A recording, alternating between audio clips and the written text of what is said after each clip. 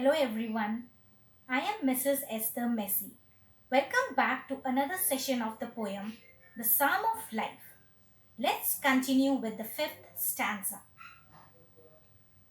In the world's broad field of battle, in the bivouac of life, be not like dumb-driven cattle, be a hero in the strife. In this stanza, the poet compares this world to a vast battlefield where we, the human beings, come temporarily in the camp to fight the battle of our life. So, the human beings are compared with troops. The poet urges us to be a hero in the battle of life, to fight this out bravely and finally win it. In other words, he wishes us to be successful in life by following the right ways of life. He doesn't like to see us like the dumb cattle driven by others with no particular goal or direction. Sixth stanza. Trust no future, however pleasant. Let the dead past bury its dead. Act in the living present, heart within and God overhead. In the sixth stanza of the poem, The Psalm of Life, the poet reminds us of a very popular quote: learn from the past, live in the present, and hope for the future. But here the poet instructs us not to trust the future, however pleasant it may seem, because we often get carried away by the happy dreams about a future and forget to act in the present. He also tells us to forget the past events as they are dead and they should not hurt us anymore and affect our present action. And what is crucial is to act in the present, in the living present. We have to follow our heart and keep faith in the God overhead. Seventh stanza. Lives of great men all reminds us we can make our lives sublime, and departing leave behind us footprints on the sand of time. In the seventh stanza of the poem, the poet says that the lives of so many great and successful men remind us that we can also achieve those heights if we wish and strive for that. And if we can do that, we would be living forever in our works, in the hearts of the people.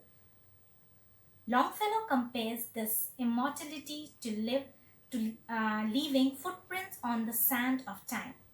In other words, we will not be living forever here, but we can leave our marks on the infinite flow of time through our good work.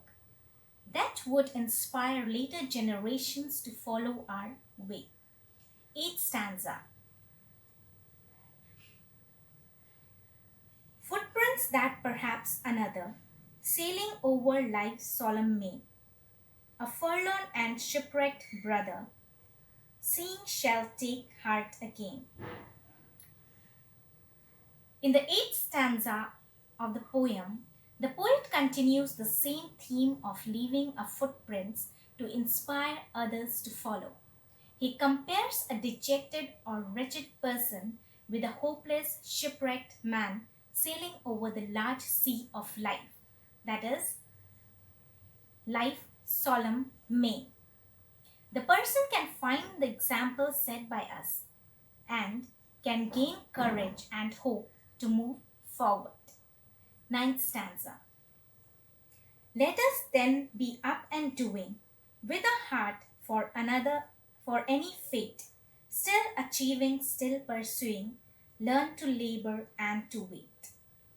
In the final four lines of the poem, The Psalm of Life, the poet Longfellow asks us to be up at once and start working.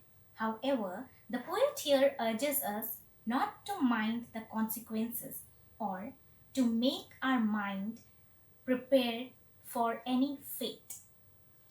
We must carry on, reaching great heights, still not leaving We must learn to labor, to work hard, to act wisely, and wait for the reward patiently. So, students, going through this poem, we now realize how inspiring and motivating this poem has been. The poet conveys his message all over the poem, but I feel the first two lines and the very last line of the poem are enough to give an impression of what this poem is all about. We should not spend our priceless moments sitting idly and doing nothing. Rather, we have to work hard towards reaching our goals and to make the most out of this short life. Students, I hope you all have understood this poem. Thanks for watching this video.